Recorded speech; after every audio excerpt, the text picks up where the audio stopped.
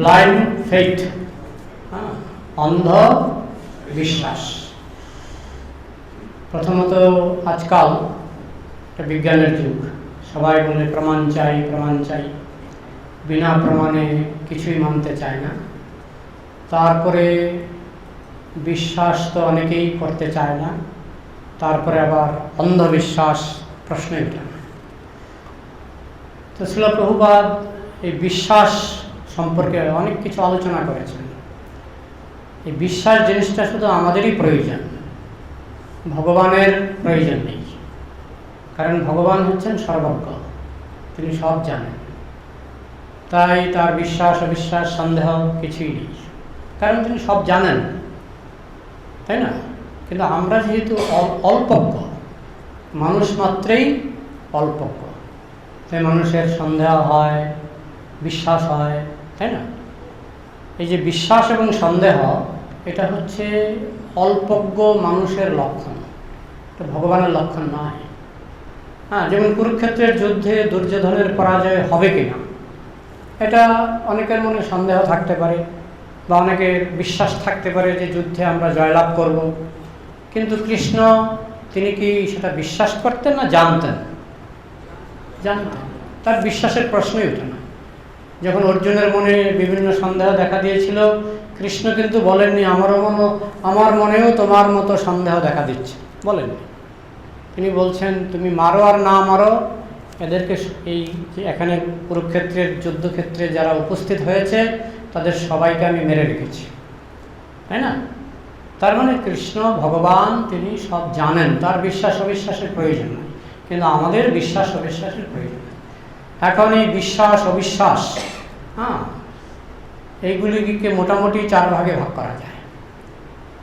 একটা হচ্ছে যুক্তিযুক্ত বিশ্বাস, রেশনাল ফেইথ, আর একটা হচ্ছে ডগমেটিক ফেইথ মানে অন্ধবিশ্বাস, আবার সন্দেহ যেটা বিশ্বাসেরই একটা দিক। সন্দেহকে আবার যুক্তিযুক্ত সন্দেহ, অন্ধ সন্দেহ, এইভাবে ভাগ করা যায়। বিশ্বাস ছাড়া আমরা এক মুহূর্ত চলতে পারি না। প্রভু আমাকে মেসেজ পাঠিয়েছেন যে এখানে 4টার সময় একটা আলোচনা হবে। আমি যদি প্রভুকে সন্দেহ করতাম যে মিথ্যা কথা বলে, কথায় কথায় মিথ্যা কথা বলে, তো আমাকে নিয়ে যাবে, তারপরে দেখা যাবে এখানে কেউ কোনো ছাত্রছাত্রী কিছুই নাই। কিন্তু আমি কেন আসলাম? প্রভুর প্রতি আমার বিশ্বাস আছে। শ্রীল প্রভুপাদ অনেক দৃষ্টান্ত দিয়েছেন যে আমরা যখন একটা প্লেনের টিকিট কাটি, আমরা তো একটা বিশ্বাস করি যে এই যে লোকগুলি টিকিট দিচ্ছে এরা মানে নির্ভরযোগ্য, এরা আমাকে টিকিট দেবে, টিকিটে আমি ঠিক প্লেনে উঠতে পারবো, এবং প্লেনের যে পাইলট, সেই পাইলট নিশ্চয়ই ট্রেনিং প্রাপ্ত, তিনি ভালো করে শিখেছেন কি করে প্লেন চালাতে হয়, তিনি হাতুড়ে কি বলে কোয়াক নন, তিনি এক্সপার্ট। এই বিশ্বাসগুলো আমাদের থাকে। যদি কেউ এসে কানে কানে বলে উনি কিন্তু ভালো পাইলট নন, আমি প্লেনের টিকিট চেঞ্জ করতে পারি, তাই না? যদি মনে করেন আমারই এক বন্ধু এয়ারলাইন্সের ইঞ্জিনিয়ার, তিনি আমাকে জিজ্ঞাসা করলেন আপনি কোন প্লেনে যাচ্ছেন, আমি বললাম ওই অমুক প্লেনে যাচ্ছি। ও অমুক তারিখ, ওই দিন তো আমার বন্ধু পাইলট, খুব ভালো পাইলট নয়। আমার মনে কিন্তু একটা ভয় ঢুকে যাবে, পাইলট নির্ভরযোগ্য নয়। তখনই আমি হয়তো টিকিট চেঞ্জ করে অন্য প্লেনে কাটব। তো আমরা যে টিকিটটা কাটছি, এই টিকিটটা নির্ভরযোগ্য প্রতিষ্ঠান আমাকে দিচ্ছে, এখান থেকে আমি বম্বে যাব, পাইলট ঠিক আছে, এরোপ্লেন নষ্ট নয়, মানে এরোপ্লেনের যন্ত্রপাতি ঠিক আছে, বহু কিছু আমরা বিশ্বাস করি। বিশ্বাস না করলে আমি এক পাও নড়তে পারি না। এমনকি আমরা যখন বাস গাড়িতে উঠি, আমরা বিশ্বাস করি যে বাস গাড়ি ঠিক জায়গায় যাবে এবং এই বাস গাড়িটার যে ড্রাইভার এ ঠিক মতো চালাবে, তাই না? বিশ্বাস করি। শ্রীল প্রভুপাদ একটা সুন্দর দৃষ্টান্ত দিয়েছেন যে আমরা যখন সেলুনে যাই, তো সেলুনের যে নাপিত উনি কী করেন, একটা ধারালো একটা অস্ত্র নিয়ে হয়তো আমি দাড়ি শেভ করতে গেলাম, আমাকে যখন দাড়ি শেভ করে আমি তখন চোখ বন্ধ করে গলাটা পেতে দিয়ে কিন্তু বসে থাকে। এটা দৃষ্টান্তটা প্রভুপাদ দিয়েছেন। আমি কিন্তু এমন একটা সুযোগ ওনাকে দিচ্ছি, উনি কিন্তু ইচ্ছা করলে শেষ করে দিতে পারে আমার জীবনটা, পারে কিনা? এটা হয়েছিল আগরতলা এরকম ঘটনা। তখন ওই অনেকদিন আগের ঘটনা, আমি তো ছোট্ট ছিলাম। তখন ওই 1 টাকা দিলে মানে দাড়ি শেভ করা হতো। তাই ভদ্রলোক 1 টাকা বলছে আমি পরের মাসে দেব, পরের মাসেও দিচ্ছিল না। তো দ্বিতীয়বার যখন ওই সেলুনে গেল, ওই 1 টাকা নিয়ে তর্কাতর্কি হলো। হ্যাঁ, তো যখন সে আবার দাড়ি কাটাচ্ছিল তখন তাকে ওই 1 টাকার জন্য তাকে মেরে ফেলল। তার হাতে অস্ত্র ছিল, রাগের মাথায় তর্ক করতে করতে ওই কী বলে এটা খুর দিয়ে তাকে মেরে ফেলল। হ্যাঁ, এটা আগরতলার ঘটনা। তো এইরকম আমরা তো কত বিশ্বাস করে চলি সংসারে, বিশ্বাস ছাড়া আমরা চলতেও পারি না। আমরা যদি মনে করি লোকটা আমাকে মেরে ফেলবে, তাহলে তো আমি ওনার কাছে গিয়ে আমি চুল দাঁড়িয়ে কাটতে যাব না, তাই না? তো এই দৃষ্টান্তটা ছিল প্রভুপাদ দিয়েছেন। তার মানে বিশ্বাস আমাদের লাগে। বিশ্বাস ছাড়া মানুষ, যেমন পারিবারিক জীবনে যারা গৃহস্থ ম্যারিড স্বামী স্ত্রী যদি প্রতি সেকেন্ডে প্রতি মিনিটে যদি অবিশ্বাস করে পরস্পরকে, তাহলে কি সেই সংসারে শান্তি সম্ভব? সম্ভব নয়। পরস্পরের প্রতি অগাধ বিশ্বাস থাকলেই সেই সংসারে শান্তি সম্ভব। তাহলে আমরা বুঝতে পারছি যে বিশ্বাস অবিশ্বাস, এমনকি বিজ্ঞানের ক্ষেত্রে দেখুন, বিজ্ঞান এটাকে বলে হাইপোথেসিস। আপনারা এখানে বিজ্ঞানের স্টুডেন্ট কয়জন আছেন? হাত তুলুন। হ্যাঁ, আচ্ছা, কমই আছেন। যাই হোক, তবে হাইপোথেসিস শব্দটা সবাই শুনেছেন। হাইপোথেসিস মানে কি? যখন কোনো বৈজ্ঞানিক কোনো গবেষণা শুরু করেন, প্রথম স্টেপ হচ্ছে হাইপোথেসিস। তিনি একটা ধরে নেন, ওই যে ধরে নেওয়া, সেই বিশ্বাস। হ্যাঁ, তিনি ধরে নেন মনে হয় এরকম হতে পারে, ওইটাকে বলে হাইপোথেসিস। তারপরে উনি পরীক্ষা শুরু করেন। হাইপোথেসিসের পরের স্টেপ হচ্ছে পরীক্ষা। তার মানে বিশ্বাসের পরের স্টেপ হচ্ছে পরীক্ষা। কোনো দ্বিমত আছে যে বিজ্ঞানের যে হাইপোথেসিস, এটা যে বিশ্বাস, এই নিয়ে কোনো পরে আমরা প্রশ্ন উত্তরে আমরা এগুলো আলোচনা করতে পারি। বিজ্ঞানের ক্ষেত্রে যে গবেষণা হয়, প্রথম স্টেপ হচ্ছে হাইপোথেসিস, সেটা হচ্ছে বিশ্বাস। হ্যাঁ, এবং সেই হাইপোথেসিসকে কেন্দ্র করে পৃথিবীর যত গবেষণা হয়েছে, একটা হাইপোথেসিস ধরে নিয়ে গবেষণা হয়েছে। হ্যাঁ, তো এই জন্য বিজ্ঞানেও কিন্তু বিশ্বাস ছাড়া, আমার গুরু মহারাজ বলতেন, হাইজেন্সবার্গ এটা কি একটা আছে, স্কোয়ার রুট অফ ওয়ান, অনেকে হয়তো শুনেছেন। এটা 100% বিশ্বাসের উপর এখনও দাঁড়িয়ে আছে। এটা এখনও প্রমাণিত হয়নি, কিন্তু এটা বিজ্ঞান মহলে স্বীকৃত। তো বিজ্ঞানের জগতে বিশ্বাস নেই, এটা ভুল ধারণা। বিশ্বাস সর্বত্রই আছে। তো আমার আলোচ্য বিষয় হলো ডেঞ্জার্স অফ ব্লাইন্ড ফেইথ। হ্যাঁ, মাঝে মধ্যে আমার ইমেইলে চিঠি আসে যে আপনি 1 লাখ টাকা পেয়েছেন। আপনাদের ইমেইলে যায় কিরকম? 15,000 টাকা অনেকের ইমেইলেই যায় যে 15,000 টাকা পেয়েছেন, এটা তুলতে হবে।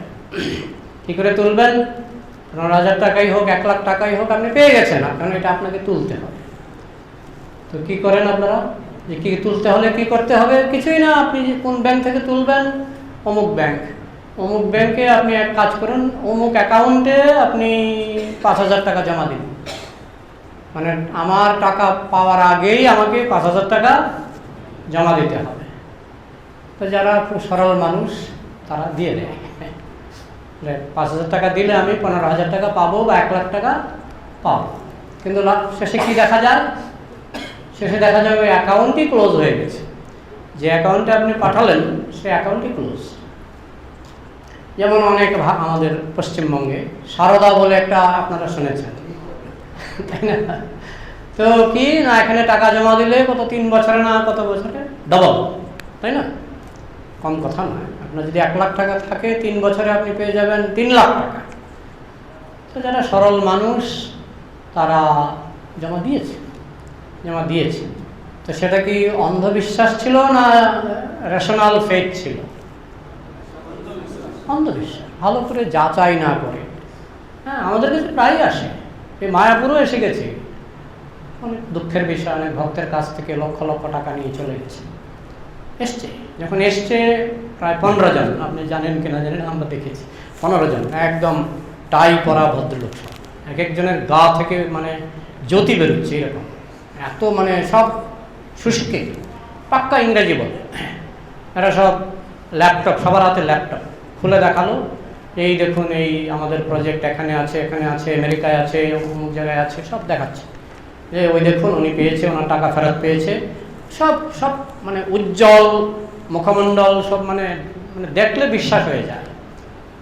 আমাদের মায়াপুরের ঘটনা এসছে, অনেকে সরল বিশ্বাসে টাকা দিয়েছে, ও লক্ষ লক্ষ টাকা নিয়ে পালিয়ে গেছে, আর খোঁজ নেই। এই হচ্ছে অন্ধবিশ্বাস। তো এখন ভগবানের ক্ষেত্রেও কিন্তু যেহেতু ভগবান হচ্ছে এক অসীম অনন্ত ব্যাপার, আর আমরা হচ্ছে অত্যন্ত ক্ষুদ্র, ভগবান হচ্ছেন সর্বজ্ঞ, আমরা হচ্ছে অল্পজ্ঞ, আমাদের তো বিশ্বাস ছাড়া উপায় থাকে না। কিন্তু সেক্ষেত্রে আমাদের দেখতে হবে রেশনাল বিশ্বাস, ইরেশনাল বিশ্বাস, ব্লাইন্ড ফেথ। আপনারা কি ব্লাইন্ড ফেথ নিয়ে চলেন? না, ব্লাইন্ড ফেথ নিয়ে যদি ইসকন শুরু হতো তাহলে এত সারা পৃথিবী জুড়ে এমন সারা পড়তো না। তাহলে সেটা ব্যাখ্যা করুন কিভাবে আপনাদের বিশ্বাসটা, বিভিন্ন ধর্ম আছে পৃথিবীতে, বিভিন্ন ধর্ম আছে, বহু ধর্মের বহু কনসেপ্ট আছে, বহু ধারণা আছে। মনে করুন একটা ধর্ম আছে, সেখানে তারা মনে করে, মনে করুন একজন প্রেগনেন্ট মহিলা, তার সন্তান গর্ভে আছে, তো সেই সন্তানের বয়স 8 থেকে 9 মাস, মানে আর কিছুদিন পরেই ভূমিষ্ঠ হবে। তো সে এরোপ্লেনে করে যাবে, তো সে যে এরোপ্লেনে উঠলো, সেই এরোপ্লেনটা অ্যাক্সিডেন্ট হয়ে মাও মারা গেল, আর মায়ের গর্ভে যে 8 মাসের সন্তান ছিল সেও মারা গেল। এখন আমরা যদি প্রশ্ন করি কেন এই সন্তানটি মারা গেল, এখন এমনিতে আমরা বলি অ্যাক্সিডেন্টে মারা গেল, কিন্তু আমরা যদি আধ্যাত্মিক দৃষ্টিকোণ থেকে প্রশ্ন করি মা কেন মারা গেল, এখন আমাদের সনাতন শাস্ত্রে বলে যে কোনো না কোনো জন্মে মা কিছু পাপ করেছিল, ঠিক আছে। আবার সন্তানটি কেন মারা গেল না, কোনো না কোনো জন্মে সন্তানটি কিছু পাপ করেছে। এটা হচ্ছে আমাদের সনাতন শাস্ত্রের উত্তর, পূর্বজন্মের কর্মফল। এখন পৃথিবীতে বিভিন্ন ধর্ম আছে, ইসলাম বলে আপনারা জানেন, তাদেরকে যদি আপনি জিজ্ঞাসা করেন যে মাটা কেন মারা গেল, তারা বলবে যে আল্লাহ মাকে পরীক্ষা নিল। তো সন্তানটা কেন মারা গেল, মাতৃগর্ভে যে সন্তান ছিল সেই সন্তানটা কেন মারা গেল, আমাদের সনাতন ধর্মে কি উত্তর? পূর্বজন্মের পাপ ছিল ওই সন্তানটারও, সে তো কোনো পাপ করেনি, সে তো নিষ্পাপ। হ্যাঁ, এই জন্মে সে নিষ্পাপ, কিন্তু তার পূর্বজন্মের সঞ্চয় ছিল, পূর্বজন্মে তার পাপ সঞ্চয় ছিল। এটা হচ্ছে সনাতন ধর্মের উত্তর। আচ্ছা, ইসলাম ধর্মে বলবে যে না, এইটা ছেলেটাকে আল্লাহ পরীক্ষা করলো, এই সন্তানটাকে 8 মাসের যে সন্তানটা আল্লাহ পরীক্ষা করলো। আমার এক মুসলিম বন্ধু আছে, তা আমি তাকে জিজ্ঞেস করলাম যে সন্তানটা তো নিষ্পাপ। হ্যাঁ, সে নিষ্পাপ, কারণ তারা পূর্বজন্ম মানে না, পূর্বজন্ম তো তাদের নেই, পূর্বজন্ম মানে না, সে তো নিষ্পাপ। তাহলে নিষ্পাপকে আল্লাহ কি করে পরীক্ষা করলো? যে না, তাকে আল্লাহ স্বর্গ দিয়ে দেবে, মানে কি বলে জান্নাত দিয়ে দেবে। তো জান্নাতে যদি দিতে হয় তাকে কষ্ট দিয়ে কেন দেবে? মানে কষ্ট দিয়ে পুরস্কার দেবে। তো এইটা কতটুকু রেশনাল যে কষ্ট দিয়ে আপনি আসলেন, আপনাকে 10-12টা চর মারলাম, চর মেরে আপনাকে আমি 100 টাকা দিলাম। হ্যাঁ, আপনি আসলেন আমার সামনে, আমি আপনাকে নাকের মধ্যে কয়েকটা ঘুষি মারলাম, বা আপনাকে আমি যেমন প্লেন থেকে অ্যাক্সিডেন্ট হয়ে শিশুটা মারা গেল, আপনাকে আমি একেবারে মেরেই ফেললাম, তাই না? দা দিয়ে কুপিয়ে মেরেই ফেললাম, তারপরে বললাম ঠিক আছে, ক্ষতিপূরণ আপনাকে স্বর্গে পাঠিয়ে দেব। তাহলে ওই যে শিশুটা, হ্যাঁ, আমার ইসলাম বন্ধু বলে যে ওই শিশুটা নিষ্পাপ, তার পূর্বজন্ম নেই, সেই জন্মে আল্লাহ তাকে পরীক্ষা করলো, পরীক্ষার পুরস্কার সে যে কষ্ট পেল প্লেন অ্যাক্সিডেন্টে, নিশ্চয়ই 8 মাসের শিশু মানে তার চেতনা, এটা ইসলামেও বলে চেতনা 7 মাস থেকে চলে আসে। আমাদের সনাতন শাস্ত্রেও মাতৃগর্ভে সন্তান 7 মাসের মধ্যে চেতনা পেয়ে যায়। তার মানে তার কষ্ট হয়েছিল, প্লেন অ্যাক্সিডেন্টে যখন মারা গেছিল, এটা আগুনে পুড়ে মারা গেছে, তার কষ্ট হয়েছিল। কারণ এই যে কষ্টটা তারা যে বলছে যে এটা মানে আল্লাহ একটা পরীক্ষা নিলেন এবং সেই পরীক্ষার পুরস্কার স্বরূপ, সেই কষ্টের পুরস্কার স্বরূপ বা বলতে পারেন ক্ষতিপূরণ স্বরূপ, আরও পরিষ্কার পাবে, ক্ষতিপূরণ স্বরূপ তাকে স্বর্গ দেওয়া হলো, জান্নাত দেওয়া হলো। এখন কোন কনসেপ্টটা রেশনাল বলে মনে হয় আপনাদের কাছে? একদম নিষ্কপটে বলবেন কোন কনসেপ্টটা রেশনাল, যুক্তিযুক্ত বলে মনে হয়? একটা কনসেপ্ট হচ্ছে যে তার পূর্বজন্মের পাপ ছিল, সেই পাপে তার এইভাবে কষ্ট পেয়ে মরতে হলো। আরেকটা কনসেপ্ট হচ্ছে সে নিষ্পাপ, পূর্বজন্ম তার ছিল না, পূর্বজন্মের কোনো পাপ ছিল না, আল্লাহ তাকে কষ্ট দিয়ে জান্নাতে পাঠিয়ে দিল। কোন কনসেপ্টটাকে রেশনাল বলে মনে হয়? প্রথমটা, আমাদের সনাতন শাস্ত্রের যে উত্তর সেটাকেই রেশনাল বলে মনে হয়। কিন্তু যারা জন্ম থেকে এটা শুনে অভ্যস্ত, জন্ম থেকেই শুনছে যে আল্লাহ সব পরীক্ষা নিচ্ছে, একটা নিষ্পাপ শিশুকেও পরীক্ষা নিচ্ছে, পরীক্ষা নিয়ে তাকে কঠিন পরীক্ষা নিয়ে, তাদের অনেক নেতা আছে বলে কঠিন পরীক্ষা নিয়ে, যেমন একটা ডাক্তার হতে গেলে কঠিন পরীক্ষা দরকার, ডাক্তার হতে গেলে কঠিন পরীক্ষা দরকার। আর এই পরীক্ষার মধ্যে তো পক্ষপাতিত্ব ভগবান করতে পারেন না। একটা পরীক্ষা হবে, সেখানে ভগবান কি করে পক্ষপাতিত্ব করবেন? আমাদের গীতায় যেমন কৃষ্ণ বলছেন, সমহম সর্বভূতেষু ন মে দেশস্তি ন প্রিয়, আমি সকলের প্রতি সমভাবাপন্ন, কেউ আমার বন্ধুও নয়, কেউ আমার শত্রুও নয়, কিন্তু কর্মফল অনুসারে আমি কাউকে পুরস্কার দিই, কাউকে শাস্তি দিই। কেউ আমার বন্ধুও নয়, যেমন মাস্টার মশাই, স্কুলের মাস্টার মশাই, তিনি কাউকে 100-তে 100 দিচ্ছেন, আবার কাউকে 100-তে 00 দিচ্ছেন। তো তার মানে কি যে মাস্টারমশাই কোনো ছাত্রের খুব ভালো বন্ধু, কোনো ছাত্রের শত্রু না? তুমি যেমন লিখবে খাতায় সেরকম মাস্টারমশাই দেবেন। ঠিক সেরকম বিচারপতি কাউকে ফাঁসি দিচ্ছে, কাউকে লাখ লাখ টাকা পুরস্কার ঘোষণা করে দিচ্ছে যে এই লোকটি লাখ লাখ টাকা পুরস্কার পাবে। তো বিচারপতি কি পক্ষপাতিত্ব করছেন? পক্ষপাতিত্ব করছেন না। এই জন্যই অন্ধবিশ্বাস যখন চলে আসে, অন্ধবিশ্বাস ধর্মের নামে যখন অন্ধবিশ্বাস হয়, একজন বলে দিল লোকটাকে খুন করলে তোমার পুণ্য হবে, আল্লাহ খুশি হবে। এই যেমন আমাদের কি শিবাজি টার্মিনালে ওনার গুরুদেব ওনাকে বলেছেন, কাশ্যপ বলে একটা ছেলে ছিল, আমি প্রকাশ্যে আলোচনা করছি এখানে, মানে আমাদের তো লুকাবার কিছু নেই। তাকে গুরুদেব বলে দিয়েছেন, তুমি যদি এদেরকে কয়েকশো মানে এরকম মারতে পারো, তুমি জান্নাতে যাবে। তো সে এসে বম্বে না কোথায়, শিবাজি টার্মিনালটা কোথায়, বম্বে না, বম্বে, সে এসে স্টেশনে দাঁড়িয়ে মেরে ফেললো কয়েকশো লোক মেরে ফেললো। তো এইগুলিকে বলা হয় ব্লাইন্ড ফেইথ। পেছনে তো যুক্তি থাকবে, যে কোনো একটা সিদ্ধান্তের পেছনে যুক্তি থাকবে। তো আমাদের সনাতন ধর্মের প্রতিটি বিষয়, যার জন্য দেখুন গীতাতে অর্জুন প্রশ্ন করছেন, কৃষ্ণ উত্তর দিচ্ছেন বিনা প্রশ্নে। গীতা কিন্তু বিনা প্রশ্নে মানা হয়নি। অর্জুন প্রশ্ন করছেন, এমনকি যেখানে সন্দেহ হচ্ছে অর্জুন সেই সন্দেহ নিয়ে প্রশ্ন করছেন। বেমিশ্রেণব বাক্যেন বুদ্ধিং মোহয় শিবমে, হে কৃষ্ণ তুমি উল্টাপাল্টা কথা বলে, বেমিশ্র মানে একবার বলছো এটা একবার বলছো এটা, মানে বিভ্রান্ত করছো তুমি। বুদ্ধিং মোহয় শিবমে, তুমি কিন্তু আমার বুদ্ধি নষ্ট করে দিচ্ছ। তুমি ঠিক করে বলো, তদেকং বদ নিশ্চিত, তুমি ঠিক করে বলো কোনটা ঠিক, এটা ঠিক না এটা ঠিক। অর্জুন ছাড়েননি। ঠিক তেমনি আমরা দেখি পরীক্ষিত মহারাজ, তিনিও প্রশ্ন করছেন। আর আমাদের ইস্কনে একটা সিস্টেম আছে, প্রতিটি আলোচনার শেষে জিজ্ঞাসা করা হয়, আপনাদের কোনো প্রশ্ন আছে? উত্তর দেওয়া হয়। তার মানে কি? তার মানে রেশনাল ফেথের দিকে আমরা যাওয়ার চেষ্টা করছি। প্রশ্ন মানেই আপনি প্রশ্ন করবেন, তার যুক্তিযুক্ত উত্তর পেলে আপনি খুশি হবেন, খুশি হয়ে আপনি এই পথটা গ্রহণ করবেন। আর যদি উত্তর আপনার মনোপুত না হয়, তাহলে আপনি বলবেন যে না, কি উত্তর দিল, আমার তো মনোপুত হয়নি, আমার কাছে যুক্তিযুক্ত মনে হয়নি। কারণ আপনিও তো রেশনাল পারসন। যদি আপনি রেশনাল পারসন হয়ে থাকেন, তাহলে রেশনাল ফেথ আপনাকে কনভিন্স করবে। আর যদি আপনি ইরেশনাল, নিজেই ইরেশনাল, অনেক সময় হয়, বিশেষ করে শিশুকাল থেকে একটা কথা শুনতে শুনতে আর রেশনাল ফেথ আর মাথায় ঢুকে না। তাকে যদি বলা হয় যে এটা ভুল, আল্লাহ নিষ্পাপ শিশুকে কষ্ট দেবে না, এটা ভুল, আমি শিশুকাল থেকে শুনেছি, এটাই ঠিক। এইগুলিকে বলে ব্লাইন্ড ফেথ। এই সংসারে ব্লাইন্ড ফেথের কারণে অনেক সমস্যা হয়।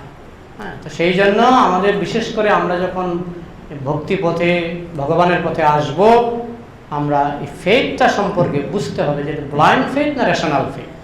যুক্তি একটা, কমপক্ষে একটা যুক্তি থাকতে হবে, যেই যুক্তিটা আমার যুক্তির সঙ্গে মিলবে। হতে পারে হ্যাঁ আমারও ভুল হতে পারে, কিন্তু যতদূর সম্ভব আমরা তো বিশ্বাসের পথেই যখন আমাকে হাঁটতে হবে, যেহেতু আমি অল্পজ্ঞ সীমিত, আমাকে তো বিশ্বাস ছাড়া আমার তার গতি নেই। সাধারণ একটা রিক্সাতে উঠলেও আমাকে বিশ্বাস করে উঠতে হয়, তাই না?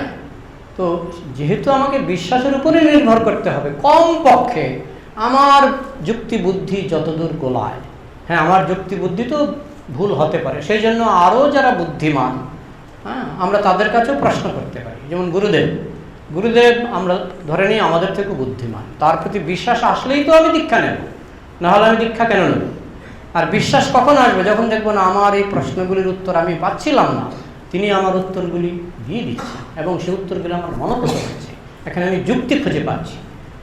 হ্যাঁ, তো বিশ্বাস সম্পর্কে একটা গল্প বলার ইচ্ছা আছে, যেটা ছিল প্রভুপাদ প্রায়ই বলতেন। আপনারা নারদ মুনির নাম শুনেছেন? তো নারদ মুনি একবার বৈকুণ্ঠে যাচ্ছিলেন। নারদ মুনি তো তার অবাধ গতি, তিনি এক গ্রহ থেকে আরেক গ্রহে, এক ব্রহ্মাণ্ড থেকে আরেক ব্রহ্মাণ্ডে তিনি যেতে পারতেন। তো যাওয়ার পথে তার সঙ্গে দেখা হলো এক তপস্বী, প্রতিদিন 3 বার 4 বার স্নান করেন, হ্যাঁ অনেক নাম জপ করেন, তপস্বী।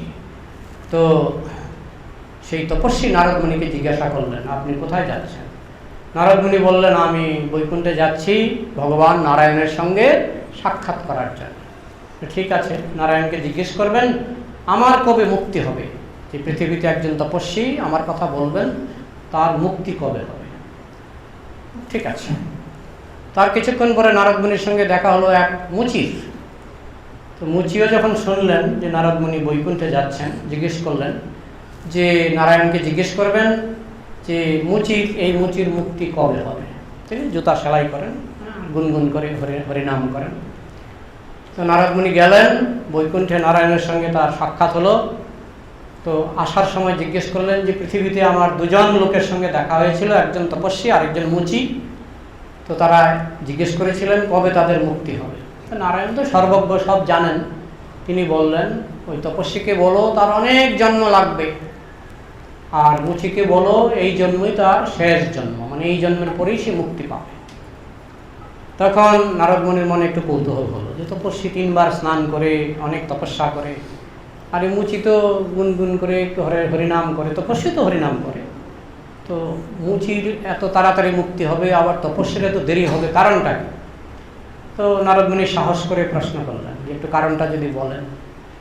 তখন বলছি ওরা তোমাকে জিজ্ঞেস করবে যে নারায়ণ কি করছিল, তখন তুমি বলবে যে নারায়ণ একটা সূচের ছিদ্র দিয়ে, সূচের পেছনে যে ফুটো থাকে, সেই ফুটো দিয়ে নারায়ণ একটা মস্ত বড় হাতিকে ঢোকাচ্ছিলেন আর বের করছিলেন।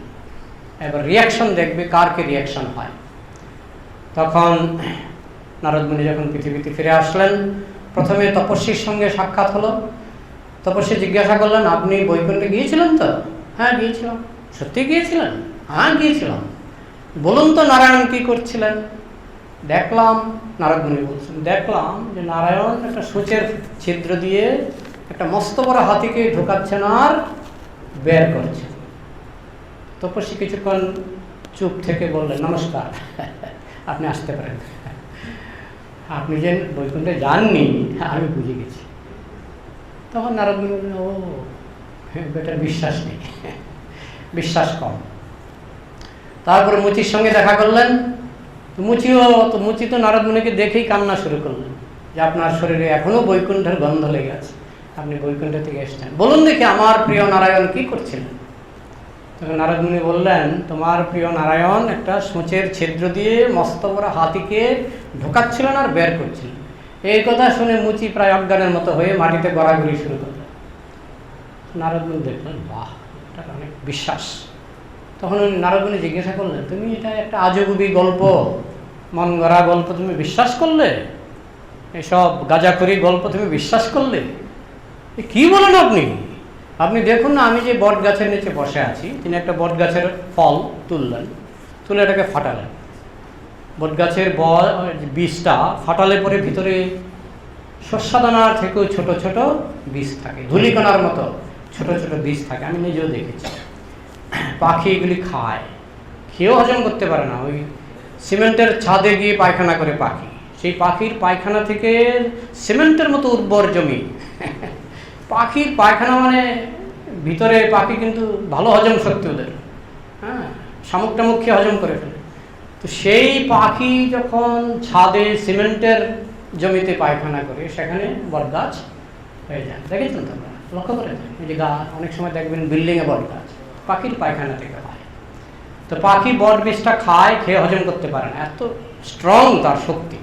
বলে এই দেখুন, এই যে বটের বীজ এক একটা ধূলিকণার মতো, এই একটা বট বীজের মধ্যে একটা ধূলিকণার ভিতরে কয়টা বট গাছ আছে কে বলতে পারবেন? না, অসংখ্য। আমি হিসাব দিচ্ছি। একটা বট গাছের ধূলিকণার মতো যে বীজ, সেটা মাটিতে লাগাবেন, লাগালে কি হবে? গাছ হবে। সেই গাছের মধ্যে আর ফল হবে কিনা? ফল হবে। সেই ফলে আর বীজ হবে কিনা? তাহলে আমি তো বলতে পারি অনন্ত কোটি বট গাছ, এই একটা বীজের মধ্যে ভগবান অনন্ত কোটি বট গাছ ঢুকিয়েছে। এখন হাতি বড় না বট গাছ বড়? তো যিনি ভগবান আমার চোখের সামনে একটা বট বীজের ভিতরে অসংখ্য বট গাছ ঢুকিয়ে দিয়েছেন, তিনি কি একটা সামান্য হাতিকে একটা সূচের ছিদ্র দিয়ে ঢোকাতে পারবেন না? এটা হচ্ছে রেশনাল ফেথ, এটা হচ্ছে যুক্তিযুক্ত বিশ্বাস। কিন্তু এই যুক্তি তো আসবে না যদি আমার অন্তর যদি কলুষিত থাকে, অন্তর যদি পাপে কলুষিত থাকে, সেই যুক্তিটা আমার মাথায় আসবে না। সেই তপস্বীর মাথায় আসেনি। তপস্বীর অন্তর বাইরে থেকে যতই তপস্যা করুক, তার অন্তর কলুষিত। তো যার ফলে এরকম হয়, মিথ্যাচার শৌচ্যতে, গীতাতেই ভগবান বলছেন, বাইরে খুব সাধুগিরি দেখাচ্ছে কিন্তু ভেতরে অন্তর শুদ্ধ নয়, তাকে মিথ্যাচারী বলে জানবে। সে অভিনেতা, সে প্রকৃত ভক্ত নয়। এগুলো ভগবদ্গীতায় কৃষ্ণ কোনো কিছু বাদ দিয়ে, কোনো কিছু ছাড় দিয়ে কথা বলেননি। তো যাই হোক, সেই তপস্বী ছিলেন মিথ্যাচারী, বাইরে যতই তপস্যা করুক ভেতরে তার বিশ্বাস ছিল না। হ্যাঁ, কিন্তু সেই মুচি, সে যাই করুক, তার ভেতরে ছিল গভীর বিশ্বাস। এবং বিশ্বাস ছিল বলে কিন্তু যুক্তিও কান টানলে যেমন মাথা আসে, বিশ্বাস ছিল বলে তার কিন্তু যুক্তিও এসে গেছে। দুটোই দরকার, বিশ্বাসও দরকার, যুক্তিও দরকার। যদি আমার মাথায় যুক্তি না খেলে, যে ব্যাপারটা আমি বুঝতে পারছি না, সেক্ষেত্রে আমি গুরুর শরণাগত হতে পারি, গুরুকে জিজ্ঞাসা করতে পারি। গুরু যদি আমার বিশ্বাসটাকে খুলে দিতে পারে যুক্তি দিয়ে, হ্যাঁ ঠিকই তো বলেছেন। যেমন ছিল প্রভুপাদের গ্রন্থ পড়ার আগে আমি বলতে গেলে নাস্তিকই ছিলাম। ছিল প্রভুপাদের প্রথম গ্রন্থ আমি পড়ি, লাইফ কামস ফ্রম লাইফ। কে কে পেয়েছেন? পেয়েছেন? Life comes from life. Prabhupada প্রথমেই ফুটবল খেলা শুরু করেছেন। Rascal, all rascals and stupids আর passing as scientist, scholar, philosopher. কিন্তু বাবা, উনি তো ভালো লাথি মারতে জানেন, উনি তো একেবারে শুরুতেই লাথি মারা শুরু করে দিয়েছেন। তো যাই হোক, আমি প্রথমে এটা বললাম, তারপরে বললাম কামিং ব্যাক, পুনর্জন্ম। প্রভুপাদের যে যুক্তি, প্রফেসর দুর্খিমের সঙ্গে উনি যে যুক্তি দিচ্ছেন, প্রফেসর দুর্খিম একজন বিদেশি প্রফেসর, মুগ্ধ হয়ে গেলেন প্রভুপাদের যুক্তি শুনে। তো যুক্তি আছে, যুক্তি দিয়ে বিশ্বাসকে দেখতে হবে। বিশ্বাস ছাড়া তো আমাদের গতি নেই। অনেকে বলে বিশ্বাসই বা কেন করবো, আমি মনে করি ভগবান নেই। আমার গুরু মহারাজ একটা সুন্দর উত্তর দিয়েছিলেন, বলছিলেন আমি বিশ্বাস করি ভগবান নেই। তার মানে কি? বিশ্বাস। তার মানে কি? বিশ্বাস। বিশ্বাসের বাইরে কি আমরা যেতে পারছি? আমি বিশ্বাস করি ভগবান আছে, আমি বিশ্বাস করি ভগবান নেই। কোনটা বিশ্বাসের বাইরে? বলে দেখি না তাই নেই। আরে দেখি না নেই, একটা ব্যাঙ, কুয়ার ব্যাঙ, প্রভুপাদ বলছেন কুয়ার ব্যাঙ, সে আটলান্টিক মহাসাগর দেখে না, পেঁচা সূর্য দেখে না। তো মানুষ এত ক্ষুদ্র, সে ভগবানকে দেখে না, তার যোগ্যতা নেই বলেই দেখে না। তো দেখে না, সুতরাং নেই। তো পেঁচা সূর্য দেখে না, তার মানে কি সূর্য নেই? প্রভুপাদ বলছেন ডক্টর ফ্রগ কুয়াতে থাকে, কুয়ার ব্যাঙ। সে কুয়া ছাড়া তাকে যদি বলা হয় যে আটলান্টিক মহাসাগর, প্রশান্ত মহাসাগর আছে, আমি তো দেখি না, সুতরাং নেই। তো দেখি না নেই যুক্তিটা ঠিক নয়। বহু জিনিস আছে, বিদ্যাসাগর বলেছেন আমি যাহা জানিয়াছি এবং যাহা জানি নাই, এত উভয়ের মধ্যে তুলনা করিয়া দেখিলাম আমি কিছুই জানি নাই। আমি যাহা জানিয়াছি এবং যাহা জানি নাই, এত উভয়ের মধ্যে তুলনা করিয়া দেখিলাম আমি কিছুই জানি নাই। নিউটনের মতো বৈজ্ঞানিক বলছেন আমি শুধু জ্ঞানের সমুদ্রের কিনারে কয়েকটা নুড়ি নিয়ে খেলা করেছি, জ্ঞান সমুদ্রের জল আমি স্পর্শ করতে পারিনি। এই বিনয় না হলে বিশ্বাসের যাত্রা শুরু হয় না। হ্যাঁ, তবে বিশ্বাস আমরা করব, তবে আমার অন্তত আমার যেইটুকু যুক্তি বুদ্ধি এই মনুষ্য জন্মে ভগবান পর্যাপ্ত যুক্তি বুদ্ধি দিয়েছেন, সেই যুক্তি বুদ্ধি দিয়ে বিশ্বাসকে যাচাই করে নিতে হবে। যখন দেখি যে আমার বিশ্বাসের সঙ্গে যুক্তি মিলে, তখনই যেমন আরেকটি কনসেপ্ট হচ্ছে, এটা খ্রিস্টানরা মনে করে অনন্ত নরক। অনন্ত নরক, একটা জীব যখন পাপ করে সে কোথায় যায় মৃত্যুর পর? অনন্ত নরকে। অনন্ত নরক মানে এর আর শেষ নেই, নরক থেকে তার ছুটি হবে না। আর সনাতন শাস্ত্রে বলে যে না, শাস্তি ভোগ করতে করতে তার চিত্ত সংশোধন হবে। নরকটা হচ্ছে সংশোধনাগার।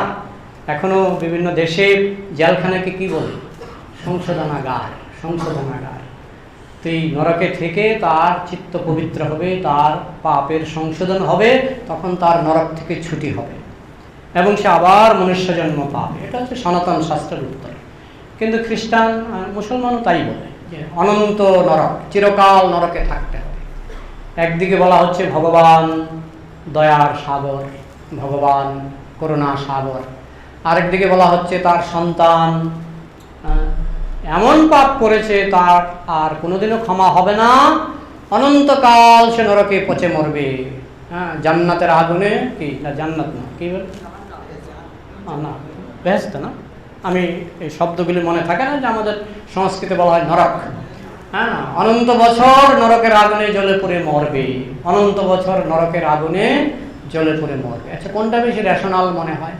করুণা সাগর ভগবান তাকে একদিন নরক থেকে ছুটি দেবেন, আর করুণা সাগর ভগবান তাকে অনন্তকাল নরকে ফেলে রাখবেন, কোনোদিনও ছুটি দেবেন না। কোনটা বেশি রেশনাল মনে হয়, যুক্তিযুক্ত মনে হয়? এমন নয় আমাদের সনাতন পরিবারে জন্ম হয়েছে তাই বলছি। হ্যাঁ, চিন্তার বিষয় আছে। ভগবান করুণা সাগর, তিনি কেন তার সন্তানের ভুলের জন্য, সাধারণ পিতাও তো এরকম করে না, সাধারণ যে জড়জাগতিক পিতা মাতা তারাও তো সন্তানের বহু বড় অপরাধ ক্ষমা করে দেয়, তাই না? আর অনন্ত নরকে ফেলে রাখবেন, তাহলে আমাকে জন্ম দেওয়ারই কি দরকার ছিল? আমাকে সৃষ্টি করারই কি দরকার ছিল? যদি তুমি আমাকে ভাবো যে পাপ করলে আমাকে অনন্তকাল নরকে থাকতে হবে, তার আগে ভাগে আমাকে সৃষ্টি না করলেই হতো, তাই নয় কি? হ্যাঁ, তুমি আমাকে সৃষ্টিও করবে, আবার পাপের প্রবণতাও দেবে, আবার তারপর আমাকে অনন্তকাল আমাকে নরকে পচতে হবে, তার থেকে জন্মেও আমার কোনোদিনও আমার ছুটি হবে না। এটা রেশনাল নয়, রেশনাল হতে পারে না। তখনই আমরা বলি তাহলে আপনারা ভগবানকে উগ্রপন্থী বানাচ্ছেন। তখন ভগবানই হয়ে যাচ্ছে উগ্রপন্থী, আর ভগবান যদি উগ্রপন্থী হয় তার অনুগামীরাও হবে উগ্রপন্থী। এই জন্য রেশনাল ফেইথ আজকের যেটা আলোচ্য বিষয়, যে ব্লাইন্ড ফেইথ আমাদের গ্রহণ করা উচিত নয়। সেটা হোক সনাতন শাস্ত্রে, হোক যে কোনো শাস্ত্রে, পৃথিবীর যে কোনো ধর্মে ব্লাইন্ড ফেইথ আমাদের গ্রহণ করা উচিত না। আমাদের যুক্তি দিয়ে বিচার করে দেখতে হবে যে ফেইথটা আমার যুক্তির সঙ্গে ম্যাচ খায় কিনা। যদি বলে না যুক্তি টুক্তি লাগবে না, তাহলে তো আমার এই মনুষ্য জন্ম পেলাম, ভগবান আমাকে যুক্তি বুদ্ধির ক্ষমতা দিলেন, তারপরে যদি আমি অন্ধের মতো দৌড়াই তাহলে তো তার কি মানে হয়? হাস্যকর হয়ে যায়। হ্যাঁ, এই জন্যই আমাদের সনাতন ধর্মকেও যাচাই করে দেখতে হবে। চৈতন্য মহাপ্রভু বলেছেন যে তর্কে, একটা লাইন আছে, তর্কে খণ্ডিলা প্রভু, সেখানে যুক্তি বিচার বিতর্ক প্রয়োজন আছে। আমার দ্বিতীয় টপিক আরেকটা আছে, সেটা হচ্ছে গোলকধাম, চিৎ জগৎ। সময় আছে কি প্রভু? চিৎ জগৎ। আমরা এখন আছি যেখানে, এটা আমাদের সনাতন শাস্ত্রে বলা হচ্ছে, এটা হচ্ছে জেলখানা। আমরা ভগবানের কাছে কিছু পাপ করেছি, অপরাধ করেছি, বা অপরাধের ইচ্ছা প্রকাশ করেছি, সেই জন্যই ভগবান এই জেলখানায় আমাদেরকে পাঠিয়েছেন। কিন্তু আমাদের আসল বাড়ি হচ্ছে ভগবত ধাম, যেটা বাইবেলে বলা হচ্ছে kingdom of god, kingdom of god, ভগবানের ধাম। আমাদের শাস্ত্রে বলা হচ্ছে গোলকধাম। সেখানেও বৈচিত্র্য আছে। হ্যাঁ, সে গোলকধামের সংক্ষিপ্ত বর্ণনা, যেহেতু সময় কম, আমি সংক্ষিপ্ত বর্ণনা একটা ব্রহ্মসংহিতা থেকে দিচ্ছি। আপনারা ব্রহ্মসংহিতার নাম শুনেছেন? শ্রিয় কান্তা কান্ত পরম পুরুষ। আমি শব্দ ধরে ধরে ব্যাখ্যা করছি। শ্রিয় মানে লক্ষ্মী দেবী, অপূর্ব সুন্দরী লক্ষ্মী দেবীগণ সেখানকার, তারা হচ্ছে কান্তা। কান্তা বলতে সাধারণত প্রেমিকা বোঝায়। আর কান্ত পরম পুরুষ, আর সেখানে প্রেমিককে পরম পুরুষ ভগবান শ্রীকৃষ্ণ হচ্ছেন সেখানকার প্রেমিক। হ্যাঁ, আমরা বিভিন্ন গ্রহে বিভিন্ন রকমের জিনিস পাই। হ্যাঁ, স্বর্গে গেলে ভোগ বিলাসের খুব সুযোগ পাওয়া যায়, কিন্তু গোলকে সেখানে ভোগ বিলাস নয়, সেখানে হচ্ছে প্রেম। এই সংসারে দেখুন সবচেয়ে মূল্যবান জিনিস কিন্তু প্রেম। আপনার সংসারে যদি ভোগ বিলাসের আয়োজন থাকে কিন্তু প্রেম নাই, বাবার সঙ্গে সন্তানের প্রেম নাই, স্বামী স্ত্রীর মধ্যে প্রেম নাই, হ্যাঁ, তো সেই সংসারে কি মনে হবে? শিয়ালের বাসা, তাই না? শান্তি হবে? সংসারেও আপনার কোটি কোটি টাকা থাকতে পারে, তারপরেও মানুষ সুইসাইড করে। কিসের অভাবে? শান্তির অভাবে। আর অশান্তি সেখানেই হবে যেখানে প্রেমের অভাব। যেখানে প্রেমের অভাব, যতই টাকা পয়সা থাকুক, দেখা গেছে যারা সুইসাইড করেছে তাদের টাকা পয়সার অনেকেরই অভাব নেই, কিন্তু প্রেমের অভাবে তারা সুইসাইড করেছে।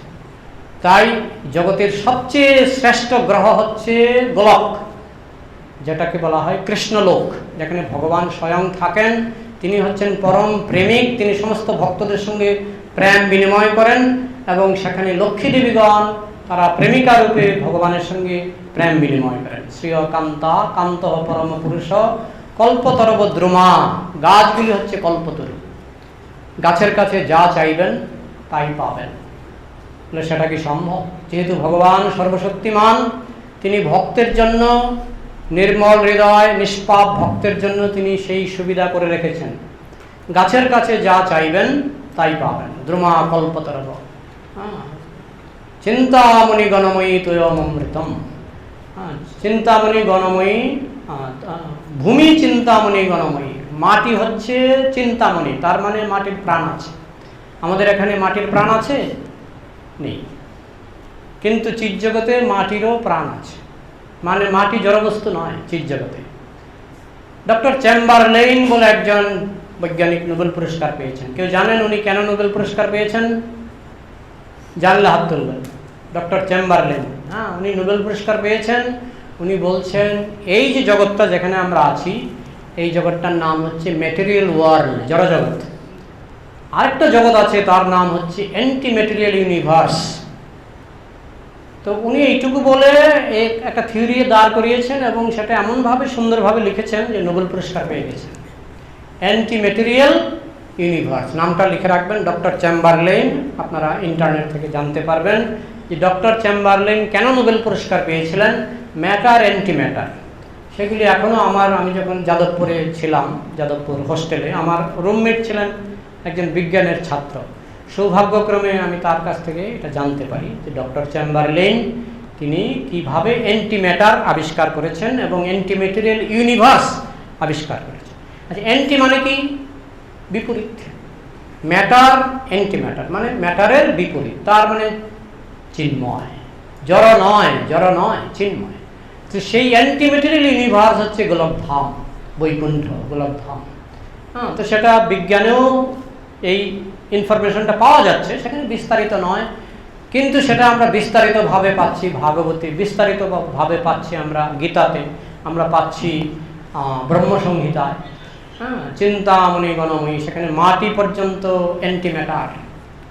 ম্যাটার নয় এখানকার মাটি, ম্যাটার, কিন্তু ম্যাটার মানে জড়, কিন্তু চিৎজগতে মাটি অ্যান্টি ম্যাটার, চিন্ময়। হ্যাঁ, দ্রুমা ভূমি চিন্তামণি গণময়ী তয়ম অমৃতম, সেখানকার জল হচ্ছে অমৃত। তাহলে এখানে যারা নেশাগ্রস্ত হয়, বিভিন্ন রকমের মদ খায়, সেখানে গেলে আর লাগবে না, কারণ সেখানকার জল হচ্ছে অমৃত। তয়ম অমৃতম কথা গানম, সেখানে কেউ কথা বলতে পারে না। কথা বলার চেষ্টা করলে মুখ থেকে সঙ্গীত বেরিয়ে আসে, গান বেরিয়ে আসে। কেমন জায়গা? সেখানে আপনি কথা বলতেই পারবেন না, যেই মুখ খুলে কিছু বলতে চেষ্টা করবেন কি বেরোবে? গান, কথা গানম নাট্যম গমনম। সেখানে কেউ হাঁটতে পারে না, যখনই হাঁটার চেষ্টা করবেন নৃত্য। আমি আমার বাড়ি থেকে এখানে আসলাম, হেঁটে হেঁটে আসলাম, বা গাড়িতে আসলাম, বা গাড়ি থেকে এসে হেঁটে আসলাম, কিন্তু চিৎজগতে সেটা পারবো না। সেখানে আমি যদি এক জায়গা থেকে আরেক জায়গায় যাই, আমাকে কিভাবে যেতে হবে? নাচতে নাচতে যেতে হবে।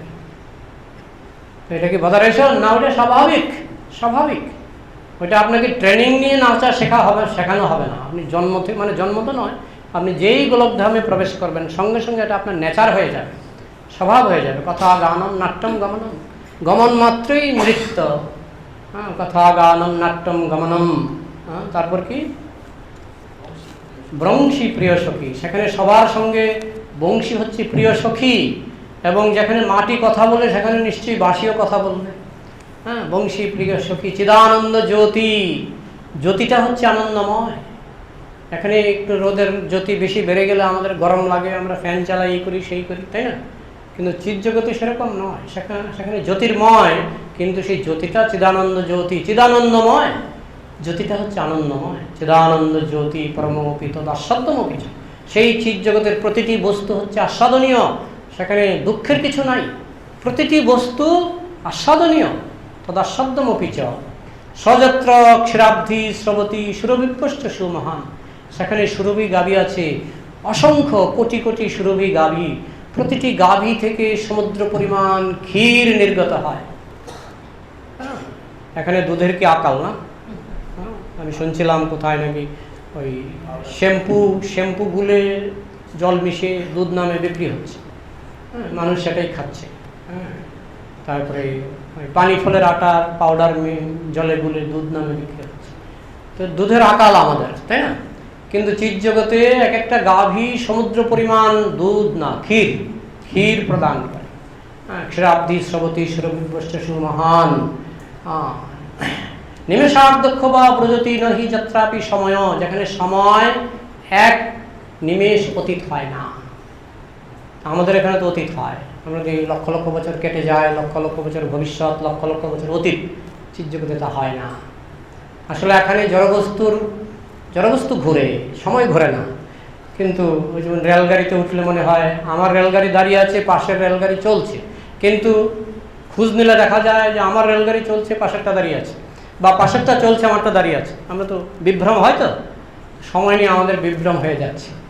আসলে সময় ঘুরে না, ঘুরে অনুপরমাণু ঘুরছে, গ্রহ নক্ষত্র ঘুরছে, ঘড়ির কাঁটা ঘুরছে, সময় ঘুরছে না, সময় ঘুরছে না। তো সেই যে ঘুরছে না সময়, সেটা আমরা বুঝতে পারবো গোলকে গেলে। কিন্তু এখন আমরা বুঝতে পারবো না, কারণ আমরা এমন একটা রেলগাড়িতে চড়েছি যে রেলগাড়িটা ঘুরছে, যার ফলে আমাদের কাছে মনে হচ্ছে সময় নামক রেলগাড়িটাও ঘুরছে, কিন্তু সেটা ঘুরছে না, সেটা দাঁড়িয়ে আছে, সময় দাঁড়িয়ে আছে। কিন্তু আমাদের এই জগতে আমাদের কাছে বিভ্রম হচ্ছে যে সময় ঘুরছে, কিন্তু গোলকে এখানে বলা হচ্ছে গোলকে সময় ঘুরে না। হ্যাঁ, নিমেষার্ধক্ষ বা ব্রজতি যাত্রাপি ন সময়, যেখানে এক নিমেষ সময় অতীত হয় না। হ্যাঁ, তারপরে ভজে তমহম শ্বেত দীপম, আমি লিখে এনেছি, একটা না বললে হয়ে যায়, কিন্তু ওই যে ভজে শ্বেত দীপ তমহমিহ গোলকমিতি জম, আমি সেই শ্বেতদ্বীপের ভজনা করি যাকে লোকে গোলক বলে ডাকে। হ্যাঁ, বা গোলক নামে যা পরিচিত। বিদন্তস্তে সন্তঃ ক্ষিতি বিরলাচারা কতিপয়, এই সংসারের কতিপয় ব্যক্তি, বিরল ব্যক্তি সেই গোলকের খবর রাখে।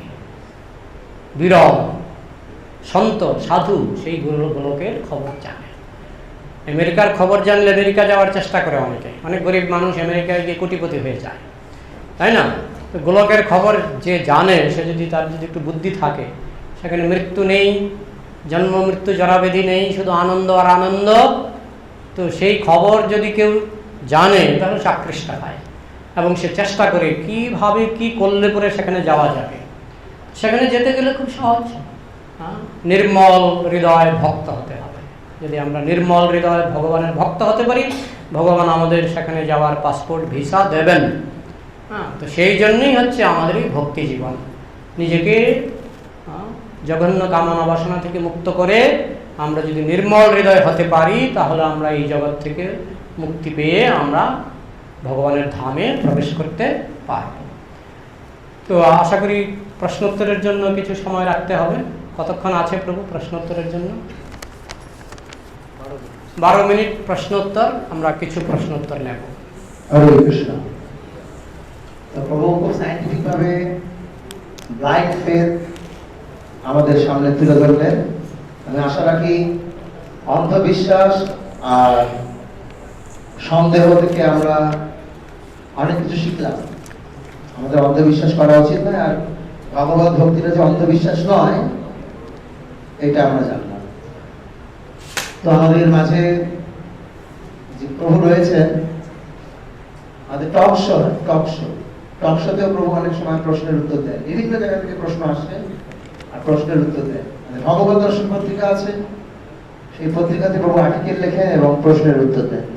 সুযোগ এসেছে, 12 মিনিট মাত্র রয়েছে, 4-5টা প্রশ্নের উত্তর দেওয়া যেতে পারে। সকালে তোমার প্রশ্ন ছিল, তোমার প্রশ্ন থেকে শুরু হবে। হ্যাঁ,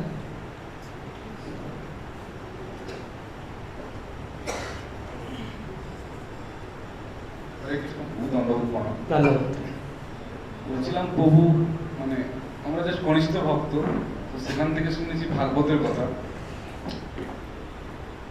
ভাগবতে হচ্ছে দাপর যুগের শেষে ভাগবত বলেছিলেন আর কি, তো সেখান থেকে কলিযুগের বর্ণনা দেওয়া হয়েছিল।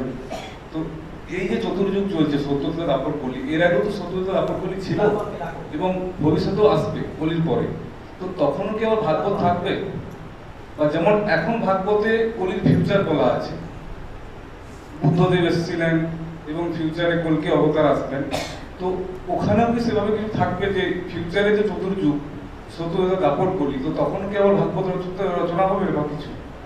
হ্যাঁ, যেমন গ্রীষ্ম, বর্ষা, শরৎ, হেমন্ত, শীত, বসন্ত চক্রাকারে ঘুরছে, ঘড়ির কাঁটার মতো চক্রাকারে ঘুরছে, ঠিক সেরকম সত্য, ত্রেতা, দাপর, কলি। এমনিতে হচ্ছে সত্য, দাপর, ত্রেতা, কলি, সত্য, দাপর, ত্রেতা, কলি, সত্য, দাপর, ত্রেতা, কলি ঘুরছে। যখন এরকম 28 বার ঘুরে, 27 বার ঘোরার পরে যখন 28 বার হয়, তখন একবার ওই লিপিয়ারের মতো সত্য, ত্রেতা, দাপর, কলি একবারই হয় না, 72 বার এরকম ঘুরে, সত্য, ত্রেতা, দাপর, কলি, সত্য, ত্রেতা, দাপর, কলি 72 বার ঘুরলে হয় এক মন্বন্তর। বুঝেছেন? তাহলে এই যে সত্য, ত্রেতা, দাপরগুলি যখন 27 বার ঘুরে 28 নম্বরে পড়ে, তখনই হয় সত্য, ত্রেতা, দাপর, কলি। অন্যান্য বার হয় সত্য, দাপর, ত্রেতা, কলি। তো এই সময় মহাপ্রভু আসেন এবং স্বয়ং ভগবান আসেন। এই সময়টা আমরা খুব লাকি, খুব লাকি, কারণ আমরা সেই 28 নম্বর চতুর্যুগের মধ্যে আছি, সেই হিসাবে আমরা খুব লাকি। এবং এই সময় স্বয়ং ভগবান আসেন, অন্যান্য সময় ভগবানের অংশ অবতার আসেন। হ্যাঁ, এবং এই সময় ভগবান যেটা দেন অনর্পিত চরিং চিরাত, এটা অন্য সময় দেন না। এই হিসাবে আমরা খুব লাকি। ভাগবত এবং অনুরূপ গ্রন্থ আসবে বারবার, প্রত্যেক শীতকালেই একই রকম, একটু ব্যতিক্রম হয়, কিন্তু ম্যাক্সিমাম শীতকালগুলি একই রকম। ম্যাক্সিমাম বর্ষাকালগুলি আমরা দেখি কোনো বর্ষাকালে বৃষ্টি একটু বেশি হয়, কোনো বর্ষাকালে বৃষ্টি একটু কম হয়। তো সত্যত্রতা দাপরগুলি ম্যাক্সিমামটা মিল থাকে, মাঝে মধ্যে একটু সামান্য এদিক সেদিক হয়, কিন্তু ভগবান তার যে নিয়ম যে তিনি তার সন্তানদেরকে উদ্ধার করবার জন্য প্রতিনিধি পাঠাবেন, নিজে আসবেন, শাস্ত্র দেবেন, এগুলি চলতেই থাকে, একটু এদিক সেদিক হতে পারে। তবে ধন্যকলি বলা হয় এটাকে, যেহেতু এখানে ম্যাক্সিমাম উনি কন্ট্রিবিউশন করেছেন যাতে আমরা অতি সহজেই ভগবানকে পেতে পারি, এই ব্যবস্থা এই কলিযুগে ভগবান করেছেন। এই জন্যই কলিযুগের নাম ধন্যকলি। মানে হাজারটা চতুর্যুগের মধ্যে একমাত্র 28তম কলি চতুর্যুগটাতেই এক্সেপশনাল। নেক্সট আবার হাজারটা যখন কমপ্লিট হবে আবার তার 28তমটা এক্সেপশনাল হবে। এটা ভগবানের রুটিনের অন্তর্ভুক্ত। হরে কৃষ্ণ।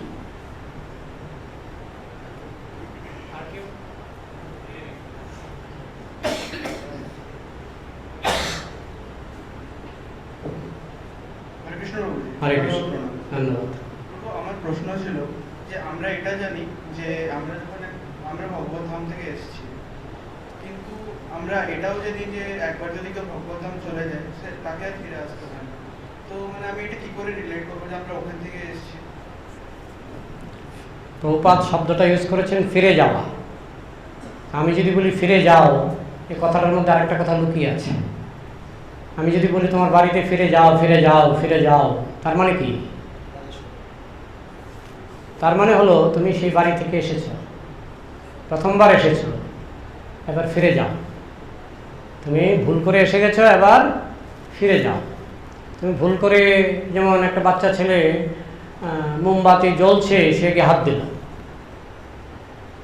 তাকে দ্বিতীয়বার যদি বলো হাত দাও, দেব না।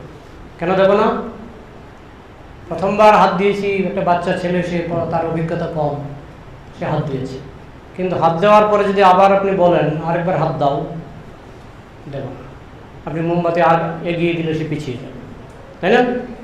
তো আমরা প্রথমবার এসেছি, এটা আমাদের প্রথম আগমন এই জড়জগতে, ভুল করে এসেছি। আমাদের ইচ্ছা হয়েছিল, ভগবান বাধা দেননি। কেন বাধা দেননি? কারণ ঠিক আছে, তোমার ইচ্ছা হয়েছে, তুমি একটু ঘুরে দেখো। তো আমরা ট্যুরে এসেছি, এবার বুঝে গেছি বাবা সাংঘাতিক আর নারে বাপ, এবার এখান থেকে ফিরে যেতে হবে, ফিরে গেলে আর আসবে না। ফিরে গেলে কথাটা হলো ফিরে গেলে আসবে না, ঠিক আছে? হরে কৃষ্ণ। এই পেছনে একজন হাত তুলেছেন, সবাই এগিয়ে আসুন যারা প্রশ্ন করুন, মাইকে প্রশ্ন হবে। হ্যাঁ করুন, আপনি অন্যরা আসার আগে করুন।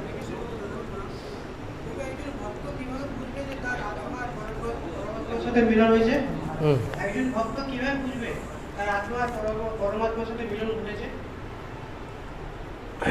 আপনার মুখে যখন একটা রসগোল্লা পড়ে, আপনি কি ডাক্তারের কাছে দৌড়ে যান যে দেখুন তো আমার মুখে রসগোল্লা পড়লো কিনা? ডাক্তার কাছে যান কি? কেন যান না? হ্যাঁ, এটা ভালো জিনিস পেয়েছি বলে সেটা কি করে বুঝলেন? সেটা বুঝলেন কি করে?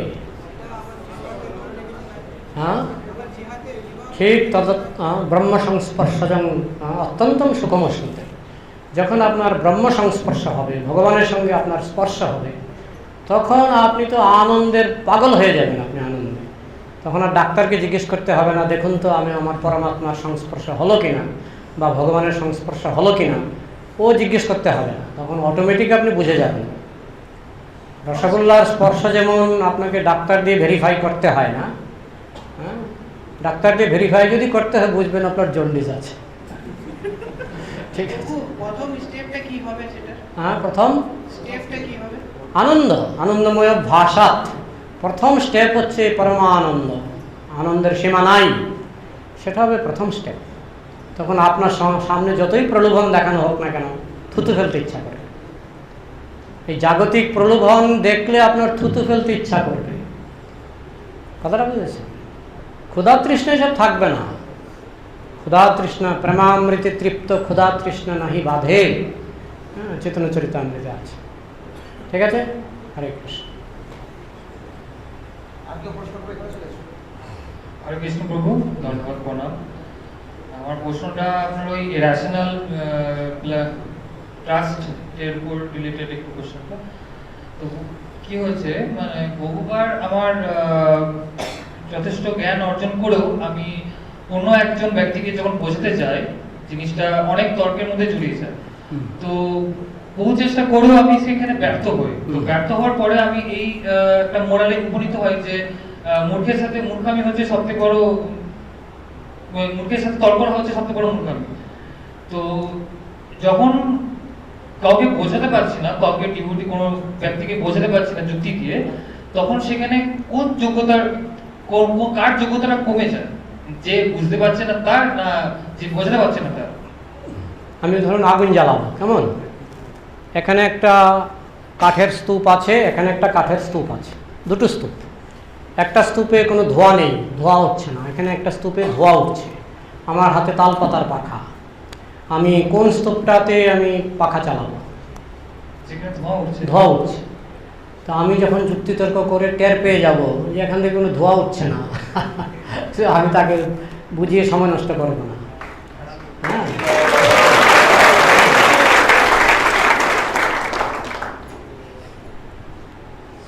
প্রভুজি ধন্যবাদ, প্রণাম। ধন্যবাদ। প্রভুজি যেমনি আপনি বললেন কি কৃষ্ণ আছেন, এই যেটা ভাগবতমে উল্লেখ আছে কি ওইটা 28 নম্বর, এই যে যখন মহামন্ত্রটা হয়তো তখনই প্রকট হয়। মহামন্ত্র নয়, চতুর্যুগ।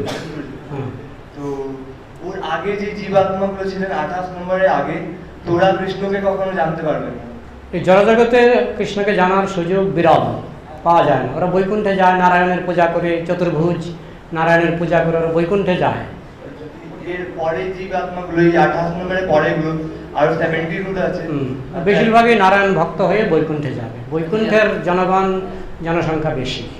আর আমাদের কাছে যে ভাগবতমটা আছে, শ্রীমদ্ ভাগবতমটা, ওইটা শুধু এই যুগের জন্য থাকবে কি ওটা আগে? আর যেহেতু এখানে কৃষ্ণলীলা বেশি আছে এবং কৃষ্ণলীলা কেন্দ্রিক, এখানে নারায়ণের কথাও আছে, কিন্তু কৃষ্ণলীলা সুস্পষ্টভাবে আছে, কৃষ্ণস্তু ভগবান স্বয়ং। তো জেনে নেবেন এটা ধন্য কলির জন্যই, অন্যান্য কলিযুগে একটু চেঞ্জ হয়ে যেতে পারে, সেখানে নারায়ণের মহিমা বেশি থাকবে, কৃষ্ণ মহিমা নাও থাকতে পারে। হ্যাঁ, কারণ এই চতুর্যুগ ছাড়া স্বয়ং কৃষ্ণের মহিমা গুপ্ত থাকে।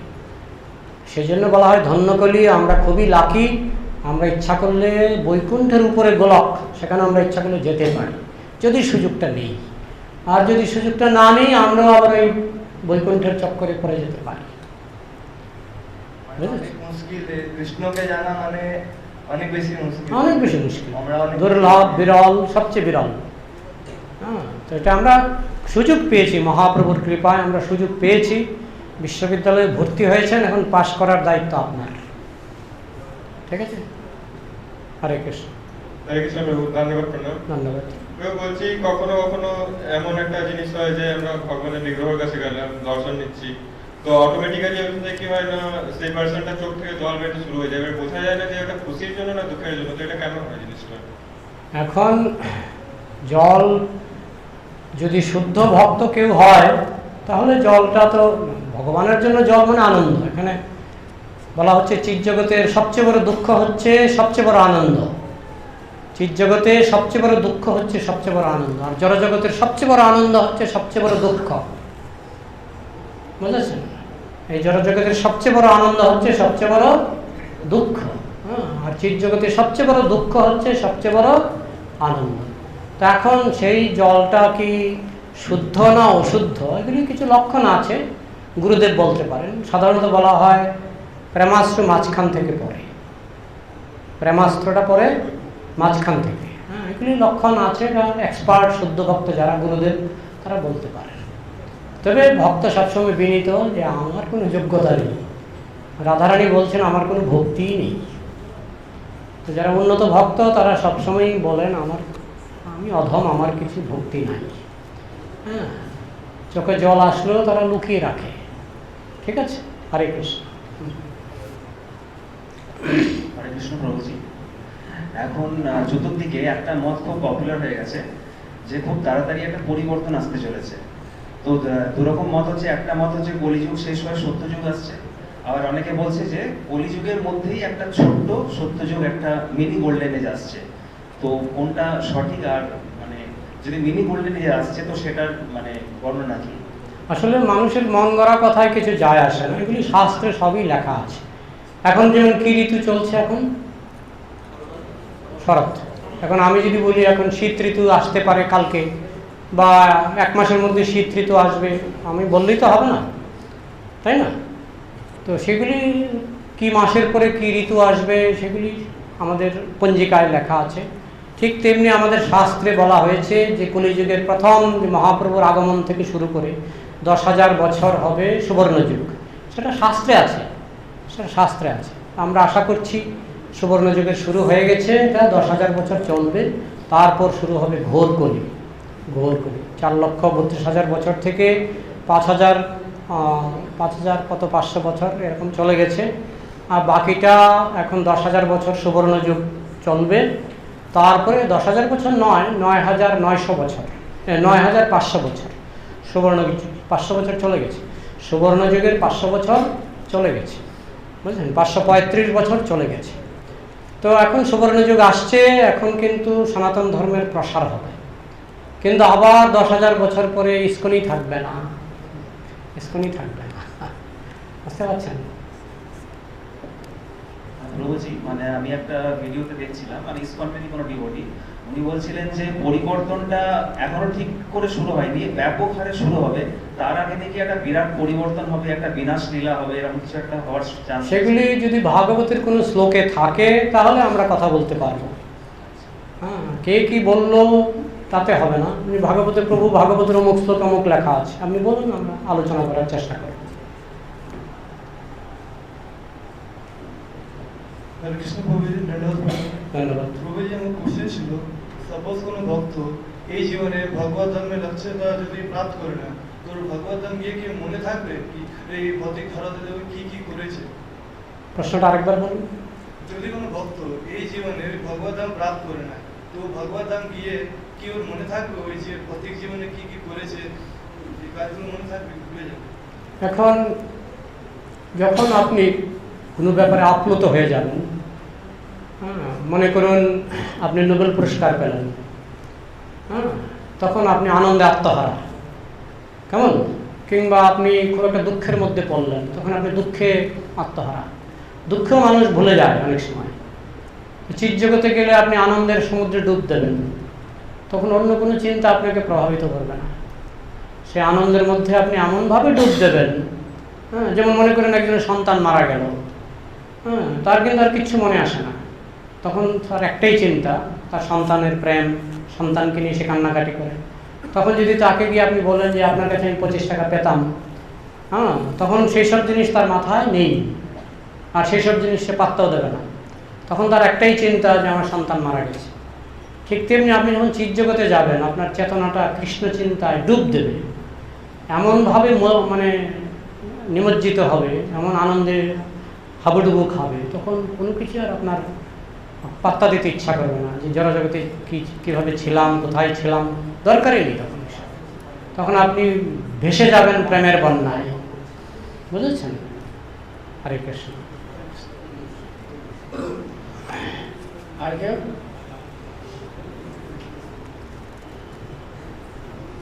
প্রশ্ন করতে চাইলে? হরে কৃষ্ণ, অনেক ধন্যবাদ, খুব সুন্দর প্রশ্ন। তো যতক্ষণ না আমাদের পারমার্থিক প্রশ্ন মনের মধ্যে জিজ্ঞাসার উদয় হচ্ছে, ততক্ষণ বুঝতে হবে যে আমরা ভক্তি জীবনের আনন্দ পাচ্ছি না। ভগবান কৃষ্ণ গীতায় বললেন 4 প্রকারের মানুষ আমার ভক্ত হয়। আর্থ অর্থাৎ জিজ্ঞাসু, তো জিজ্ঞাসা তৈরি হচ্ছে মানে তোমরা এগোচ্ছ। এখন প্রভুর ক্লাস ভালো লাগছে নিশ্চয়ই? আমরা চাই, প্রভু অনেক ব্যস্ত, ব্যস্ততার মধ্যে আমরা প্রভুকে অনুরোধ করবো যে যারা দুর্গাপুর মন্দিরে গিয়ে আমি প্রভুকে অনুরোধ করেছি যে মাঝে মাঝে যদি দুর্গাপুর যান এবং সেখানে ইউথদেরকে এবং যারা গৃহস্থ আছে গৃহস্থদেরকেও যদি প্রভু এরকম গাইড করেন, তাহলে হয়তো আমরা আরো অনেক বুঝতে পারবো। কিছু প্রশ্ন, তোমার একটা লাস্ট প্রশ্ন, এটা লাস্ট প্রশ্ন।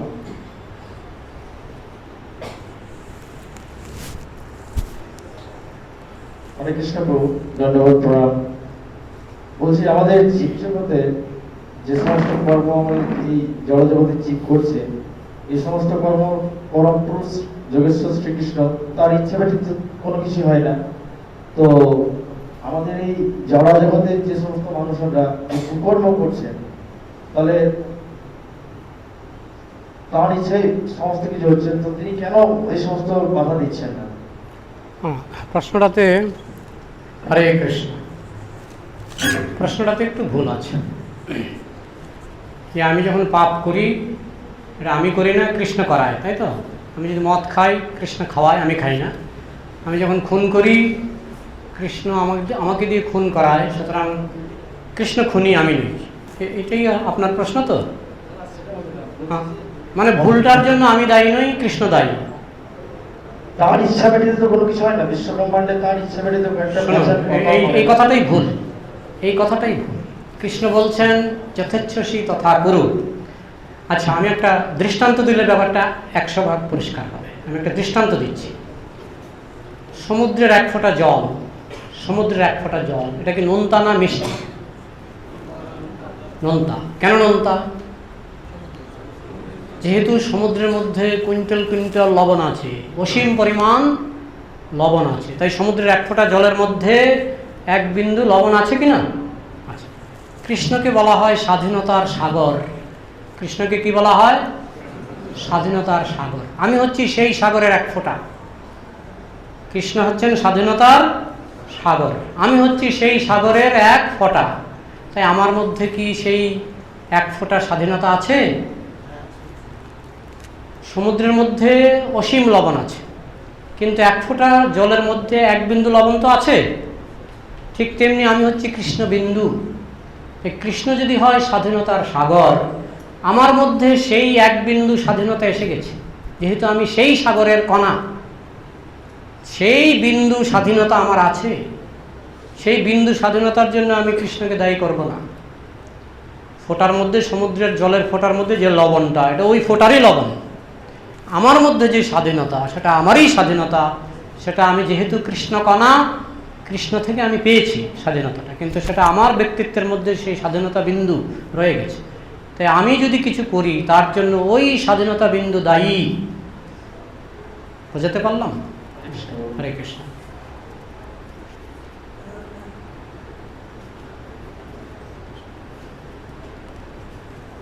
আর কারো প্রশ্ন থাকবে? আছে কারো প্রশ্ন? নেই? ঠিক আছে, খুব সুন্দর। তো আমাদের প্রশ্ন উত্তর পর্ব হয়ে গেল। আর প্রভু ডক্টর প্রেমাঞ্জন দাস, তো এটি সুপরিচিত নাম।